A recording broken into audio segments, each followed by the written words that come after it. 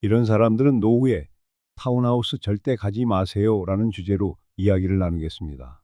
몇몇 분들께서는 은퇴 후에 넓은 마당과 여유로운 환경을 누리고 싶어서 타운하우스를 고민하시는 경우가 많습니다.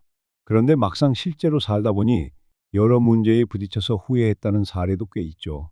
그래서 오늘은 댓글에 남겨주신 다양한 의견과 실제 사례들, 그리고 여러 전문가들이 권고하는 조언을 바탕으로 타운하우스가 과연 누구에게 맞고 안 맞는지, 특히 노후를 준비하시는 분들이 주의해야 할 점은 무엇인지 자세히 살펴보겠습니다. 먼저 여러분 댓글을 살펴보니 공유 지분이라는 걸 몰랐는데 완전히 호구당했다. 층간소음이 이렇게 심각한 줄 몰랐다. 전원 느낌을 기대했다가 벌레와 진동소음 때문에 고생만 했다라는 분들이 정말 많았습니다. 반면 벽이 붙지 않은 독립형 구조라 소음 문제 전혀 없고 입지가 좋아서 만족스럽게 잘 산다는 분들도 계시긴 하더군요. 결국 각자 상황이나 매물 특성에 따라 호불호가 확 갈리는 셈입니다. 그렇다면 노후의 타운하우스를 택했다가 실망하는 유형은 어떤 분들일까요? 하나씩 짚어보면서 말씀드리겠습니다. 사람에 따라 중요한 포인트가 다를 수 있으니 해당되신다면 신중히 판단하시면 좋겠습니다. 첫째, 시끌벅적한 소음에 극도로 예민한 분들은 노후의 타운하우스를 다시 생각해 보시는 게 좋습니다. 흔히들 타운하우스 하면 아파트보다 조용하고 한적한 생활을 할 것 같다고 생각하시는데 실제로는 그렇지 않은 경우가 많습니다. 특히 벽이 서로 맞닿아 있거나 다닥다닥 줄지어 붙은 형태라면 소리가 옆집 벽을 타고 그대로 전달될 수 있습니다. 이를 두고 댓글 중에 층간 소음이라고들 하시더군요. 우리가 아파트에서 겪는 건 주로 층간 소음인데 타운하우스에서는 옆집 벽을 공유하기 때문에 층간 쪽에서 소음이 발생하기도 합니다. 예를 들어 예전에 배우 고두심 선생님이 도시 생활을 떠나 고향 제주에서 한적하게 살고 싶었다고 하시면서 집을 구입하셨다가 마당 한쪽 담이 옆집과 너무 가깝고 울타리가 붙어 있어서 옆집 생활 소음이 다 들려서 당황했다는 인터뷰를 본 적이 있습니다. 아무리 제주도라 해도 단독으로 독립된 집이 아니면 결국 이런 일이 생길 수 있겠죠. 특히 나이가 들수록 조용한 환경이 절실해지는데 옆집 아이들이 뛰어다니거나 반려견이 짖을 때마다 그 소리가 벽을 타고 스피커처럼 전해진다면 정말 스트레스가 심할 겁니다. 철학자 아리스토텔레스는 안락한 삶은 평온함에서 비롯된다라고 했는데 노후의 평온함을 깨뜨리는 소음은 곧 건강에 악영향을 줄 수도 있겠죠. 따라서 소음에 아주 예민하신 분들은 벽이 전혀 붙지 않은 형태나 대지와 집이 완전히 독립된 구조인지 반드시 꼼꼼히 확인하셔야 하겠습니다. 둘째, 공유 지분이나 복잡한 등기 구조에 스트레스를 받기 싫은 분들은 조심하셔야 합니다. 타운하우스 중에는 토지를 개별 소유가 아닌 지분으로 공유하는 형태가 많습니다. 즉, 내 땅이 명확하게 몇 평 딱 떨어지는 게 아니라 예를 들어 땅이 100평이면 그중 20평 지분만큼만 권리가 있고 나머지는 공동으로 나눈다는 거죠. 그 자체로는 법적으로 아예 문제가 안 될 수도 있습니다. 하지만 나중에 집을 처분할 때 혹은 리모델링이나 증축 같은 걸 하고 싶을 때 공동 지분자들의 동의를 받아야 하는 일이 생길 수도 있습니다.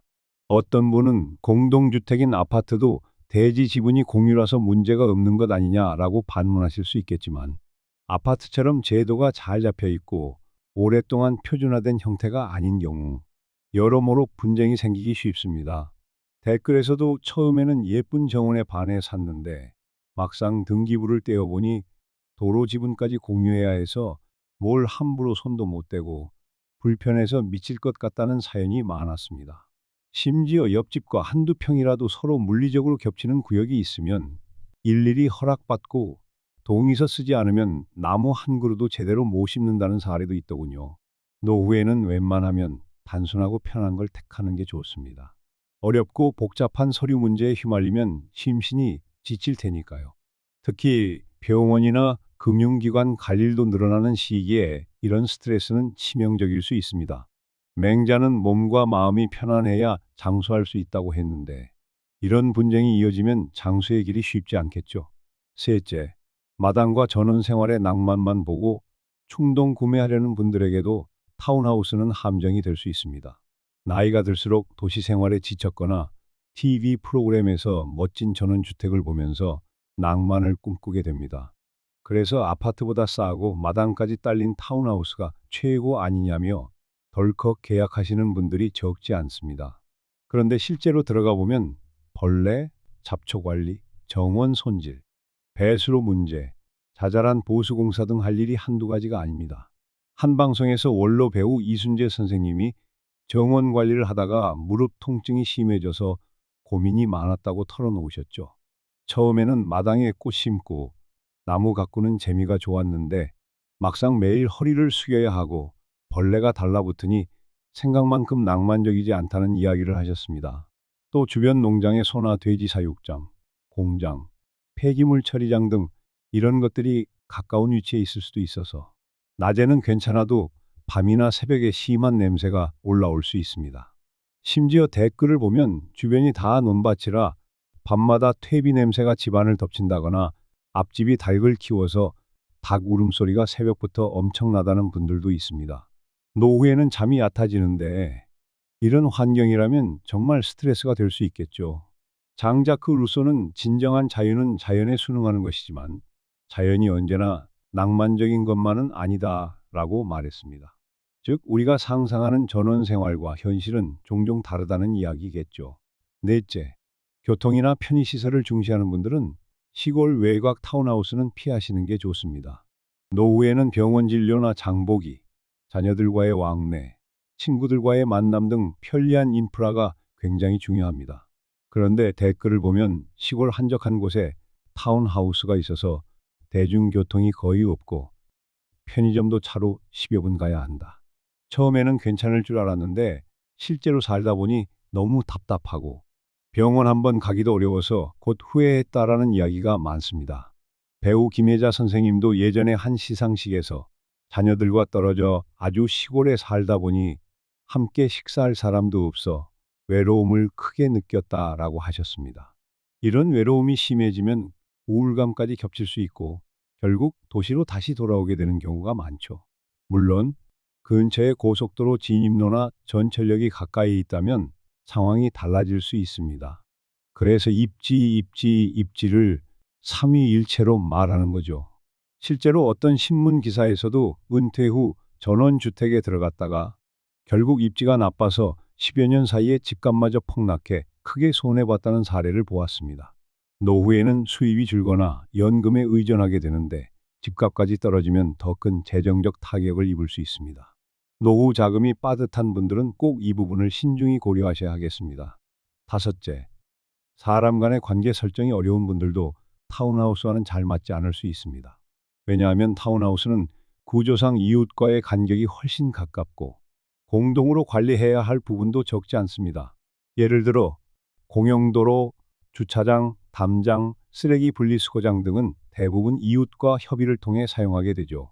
댓글 중에는 내가 심은 나무가 공용부지를 조금 침범했는데 이웃들이 다 같이 불만을 제기해서 갈등이 생겼다는 사례도 있고 옆집이 지나치게 개를 많이 키우거나 정원을 어지럽히는 바람에 분란이 끊이질 않는다는 호소도 있습니다. 나이가 들수록 이웃 간 갈등은 더 큰 스트레스로 다가옵니다. 오랜 인맥으로도 에너지가 부족해질 수 있는데 낯선 이웃들과 부딪혀서 해결해야 할 일이 자꾸 생기면 머리가 아프죠. 한 심리학 연구에 따르면 노년층은 새로운 대인관계를 형성하는 데 있어서 젊은 층보다 적응 시간이 더 오래 걸린다고 합니다. 오래된 친밀한 관계가 아니면 사소한 갈등도 크게 느껴진다는 내용이었죠. 공자도 가까운 이웃이라도 자주 다퉈서는 편안히 살 수 없다고 말했듯 만약 본인이 이웃과의 교류가 힘들고 혼자만의 공간이 절실하다면 오히려 완전히 독립된 전원주택이나 아파트를 선택하는 편이 나을 수 있습니다. 여섯째, 건축과 시공의 문제를 직접 관리하기 싫은 분들도 타운하우스와 맞지 않습니다. 타운하우스 중에는 시공을 부실하게 해놓고 인테리어만 번쩍이게 꾸민 뒤 고가에 분양하는 경우가 적지 않습니다. 1,000만 원 넘는 고급 자재를 썼다, 벽이 두껍다라고 홍보하지만 실제로는 단열재나 방음재를 제대로 쓰지 않았을 수도 있고 하수관 시공이 부실해서 곰팡이나 누수가 생길 수도 있습니다. 댓글에도 금색 화장실에 혹해서 샀더니 막상 몇 달 지나니 물이 새고 벽지가 곰팡이 투성이가 되었다는 분들이 있었습니다. 예전에 송혜 선생님도 한 예능 프로그램에서 집은 중후하게 지어야 한다. 번쩍거리는 외양만 믿었다가 낭패를 본 지인이 있다고 조언하신 바 있습니다. 그뿐 아니라 건축 후 몇 년이 지나면 하자가 드러나는 경우가 많은데 그 시점에 시공사나 시행사가 이미 사라지거나 폐업해버리면 보수를 받기도 어려워집니다. 아파트처럼 크고 튼튼한 건설사가 지은 게 아니라면 하자 보수를 제대로 해주지 않는 일이 비일비재합니다. 결국 본인이 따로 견적을 구해 외주를 줘야 하죠. 노후에는 몸도 마음도 편해야 하는데 이건 커다란 골칫거리가 될 수 있습니다. 철학자 쇼펜하우어는 삶에서 생기는 자잘한 고통들이 모여 정신을 무너뜨린다고 했는데 이처럼 집에서 벌어지는 하자 갈등이 쌓이면 지치실 수밖에 없겠죠. 일곱째, 적극적으로 집을 관리할 의지가 없는 분들도 타운하우스를 다시 생각해 보시는 게 좋습니다. 특히 노후에는 신체 능력이 예전만 못하니까 잔디 깎기, 외벽 페인트 보수, 벌레나 곤충 제거, 배수로 정비 등등 사소하게나마 꾸준히 관리가 필요한 부분이 부담스럽게 느껴질 수 있습니다. 아파트에 살 때는 관리비를 내면서 대부분 편하게 처리했을 텐데 타운하우스는 공동관리 영역이 있어도 일정 부분은 내가 직접 해야 하거든요. 게다가 마당이 있으면 계절마다 해야 할 일이 생각보다 많습니다. 심리학자 에이브러햄 매슬로는 인간은 나이가 들수록 점점 더 단순화된 생활과 안정적인 환경을 원하게 된다고 주장했는데 귀찮은 일이 자꾸 생기면 스트레스가 커지겠죠. 그래서 열정이 넘치는 젊은 세대에게는 타운하우스 생활이 로망이 될 수 있으나 신체가 불편해지기 쉬운 노년층에게는 오히려 부담일 수 있습니다. 어떤 분은 타운하우스 들어가서 처음에는 좋았는데 몇 달 지나니 벌레가 나오고 보수공사 해야 할 것도 있고 귀찮아서 미칠 지경이라고 고백하시기도 했습니다. 만약 이런 부분을 용역 서비스를 써서 맡긴다 해도 관리비가 만만치 않게 들겠죠. 여덟째, 자산 유동성을 중요하게 생각하는 분들도 신중해야 합니다. 일단 타운하우스는 아파트에 비해 환금성이 떨어지는 편입니다. 필요할 때 빠르게 팔아 현금화하기가 어렵다는 거죠. 이건 신문기사나 여러 전문가들이 공통적으로 지적하는 부분이기도 합니다. 실제로 타운하우스는 분양받을 땐 값이 비싼데 막상 팔려니까 매수자가 잘 안 붙어서 손해를 크게 보고 팔았다는 분들이 많습니다. 노후에는 예기치 못한 의료비나 가족 문제 등으로 갑자기 큰 돈이 필요할 수도 있는데 그럴 때 집을 처분하기 쉽지 않으면 곤란하겠죠. 댓글에서도 너무 안 팔려서 급매로 내놓았더니 결국 손해가 2억, 3억 수준이었다라는 사연이 심심찮게 보였습니다. 한편 공유 지분 문제와 맞물려서 매매가 쉽지 않은 경우도 있습니다.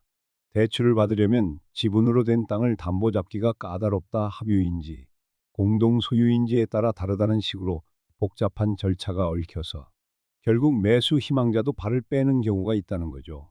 독일의 철학자 니체는 과도한 재산의 비유동성은 인간의 자유를 침해한다고 말했는데 비상시에 자산을 유연하게 쓸 수 있어야 노후가 안심인데 타운하우스는 그게 어렵다는 의미가 될 수도 있습니다. 아홉째, 시골 환경에 대한 실제 경험 없이 TV 프로그램이나 사진만 보고 낭만적으로 생각하는 분들도 아주 위험합니다.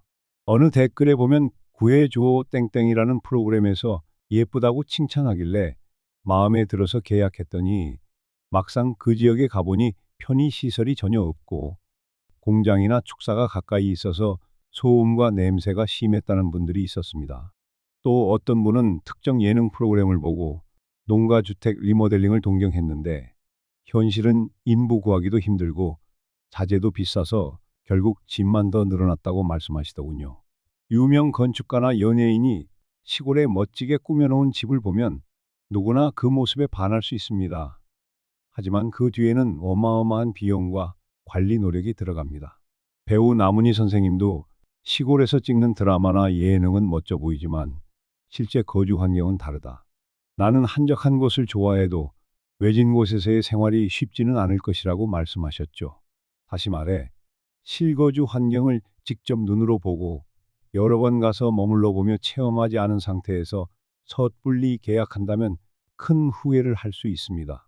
노후에 잘못된 결정으로 스트레스를 받으면 건강에 치명적 영향을 줄 수 있으니 주의가 필요하겠습니다.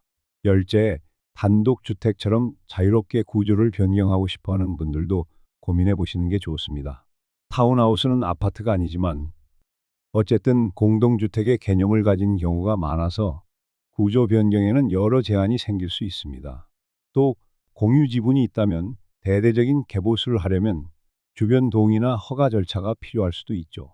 댓글 중에는 2층 구조를 바꾸고 싶었는데 경관이나 안전 문제로 다른 세대와 조율이 필요하다고 해서 결국 포기했다는 내용도 있었습니다. 내 집이면 내 마음대로 해도 되는 것 아니냐고 생각하시겠지만 타운하우스는 조금 다른 문제라는 걸 기억하셔야 합니다. 이처럼 노후의 타운하우스를 신중히 고려해야 하는 이유를 10가지 정도로 묶어서 말씀드렸습니다. 그리고 그럼 타운하우스가 전부 나쁜 선택이냐라고 물으신다면 그렇지는 않습니다. 분명 장점도 있습니다. 아파트보다 쾌적한 환경에서 조금 더 독립적인 생활을 즐길 수 있고 아이들이 있는 세대라면 마당과 텃밭을 누릴 수도 있습니다. 도시보다 공기가 맑고 이웃과 가깝게 지내며 상부상조할 수 있다는 면도 있죠. 하지만 특히 노후의 이주를 고려하시는 분들이라면 오늘 말씀드린 요소들을 진지하게 고민하신 뒤 결정을 내리셔야 합니다. 혹시나 지금 마음에 드는 타운하우스를 발견하셨다면 반드시 몇 번을 방문해 보시길 권합니다. 하나, 낮에 한 번, 둘, 밤에 한 번, 또 평일에 한 번, 주말에 한 번 이렇게 여러 상황에서 주변 분위기나 소음, 냄새, 교통량, 편의시설 이용 가능 여부 등을 파악해 보셔야 하죠. 철학자 공자는 길을 알려면 아침과 저녁, 그리고 하룻밤을 지새며 살펴봐야 한다고 말했습니다. 집도 마찬가지입니다. 예쁘다고 덜컥 계약하지 마시고 다방면으로 시간을 들여 조사해야 나중에 내가 왜 그때 충동적으로 샀을까 하고 후회하지 않습니다. 그리고 부동산 서류도 놓치지 말아야 합니다. 대지 지분이 정확히 어떻게 되어 있는지, 등기부 등본에 특이사항은 없는지, 대출이 잘 되는지, 매매와 담보 권리에 문제가 없는지 꼼꼼히 살펴보시길 바랍니다. 가족 중 누군가나 신뢰할 만한 전문가의 도움을 받아서라도 확인하시는 게 안전합니다. 예를 들어 함유인지 공유인지 명시된 바에 따라 재산권 행사 방법이 달라질 수 있으니 반드시 주의가 필요합니다. 논문 자료를 보면 공유 지분 문제로 법정 분쟁이 발생한 사례가 갈수록 늘고 있다고 합니다. 노후에 이런 법정 싸움까지 겪으면 정말 고단하겠죠. 여러분 댓글 중에는 타운하우스 살다가 크게 손해보고 나온 분들 이야기도 많습니다. 계약금을 날리다시피 하고 이사했다 도로 공유 문제 때문에 애지중지 키우던 나무도 뽑아야 했다 등등 실제 경험담이 많으니 참고하시면 좋겠습니다.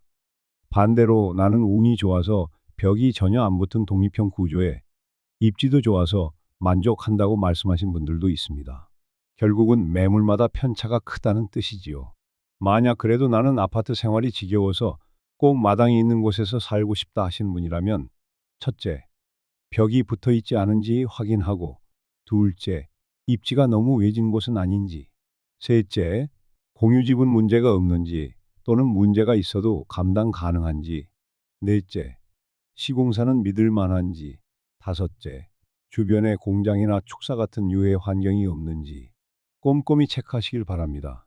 배우 김영옥 선생님도 노후엔 눈이 침침해져서 작은 글씨 잘 안 보이니 미리 꼼꼼히 확인하지 않으면 잘못된 선택을 하기 쉽다고 하신 적이 있습니다. 지혜롭게 고르시는 게 중요하겠습니다. 또 단열이나 난방 문제도 잘 살펴보셔야 합니다. 고지대에 위치하거나 외풍이 심한 구조라면 겨울에 난방비가 감당 안 될 정도로 나올 수 있습니다.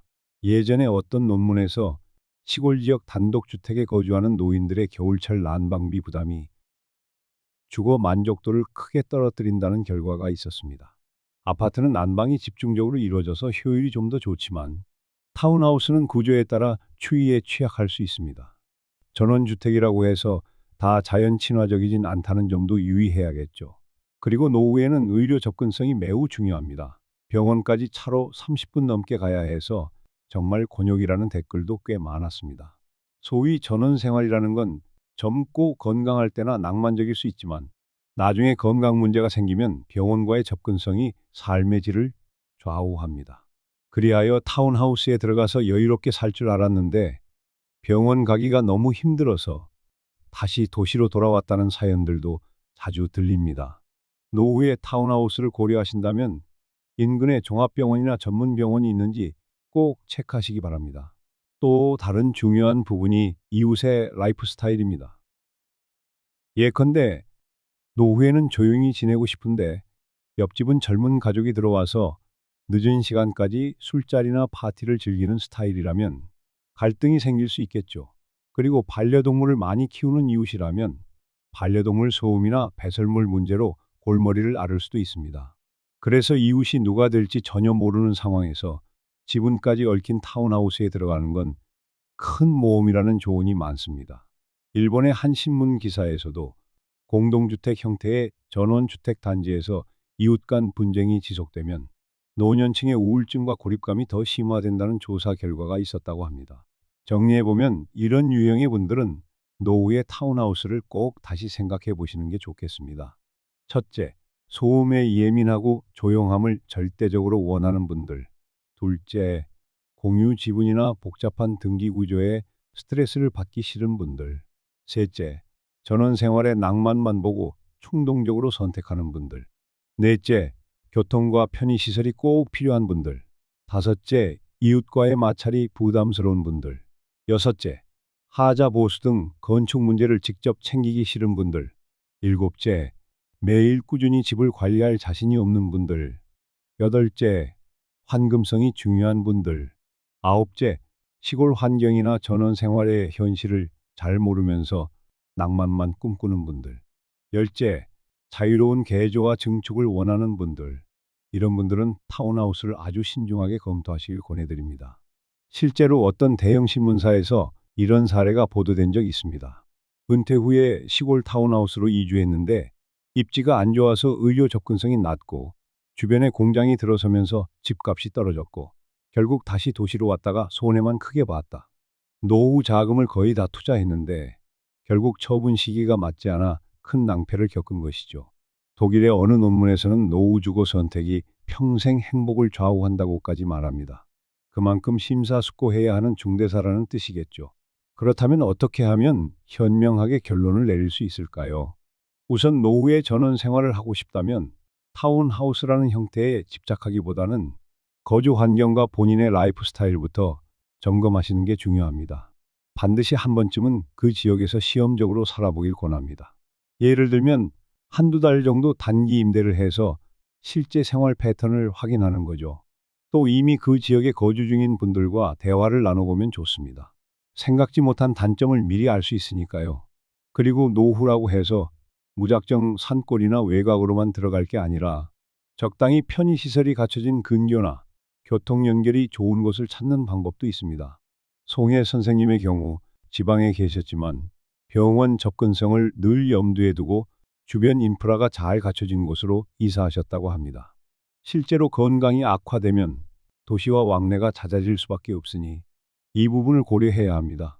추가로 흔히들 TV 프로그램이 보여주는 예쁜 타운하우스에 혹하기 쉬운데 방송은 어디까지나 장점을 강조하는 데 초점을 맞춥니다. 인테리어나 조경이 예쁘게 꾸며져 있어서 그 순간에는 무척 멋져 보이죠. 그런데 그 이면에 있는 복잡한 권리관계, 토지 문제, 관리 비용, 소음 문제는 제대로 다뤄지지 않을 때가 많습니다.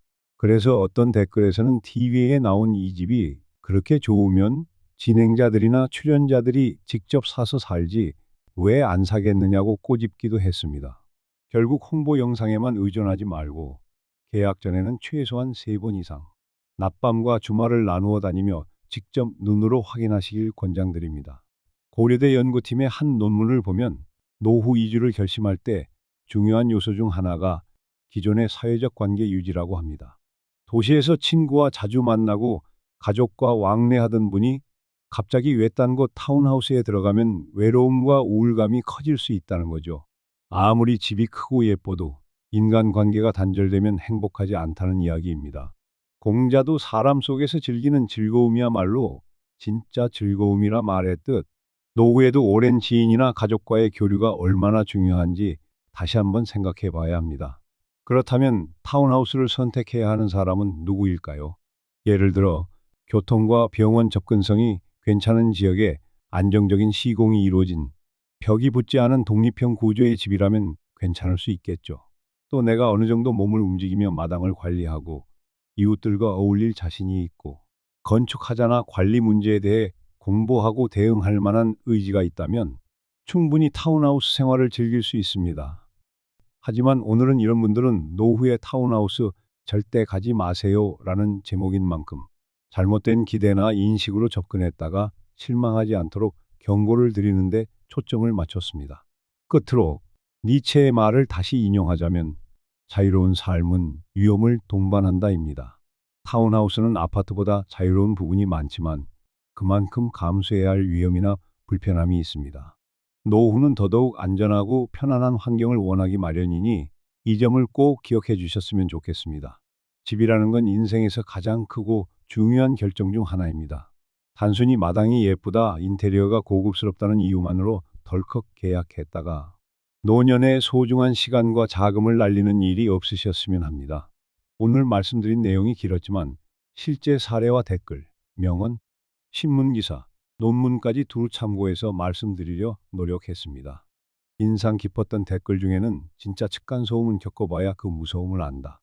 차로 10분 거리라 해서 속았는데 그게 고속도로 10분이지 시내까지 가려면 30분이 넘었다. 인테리어는 좋았는데 입지가 최악이었다 같은 현실적인 조언들이 많았습니다. 이 모든 이야기가 결국 노후에는 더더욱 신중하고 꼼꼼하게 결정해야 한다는 점을 강조해 준다고 생각합니다. 지금까지 이런 사람들은 노후에 타운하우스 절대 가지 마세요라는 주제로 이야기를 나눠왔습니다.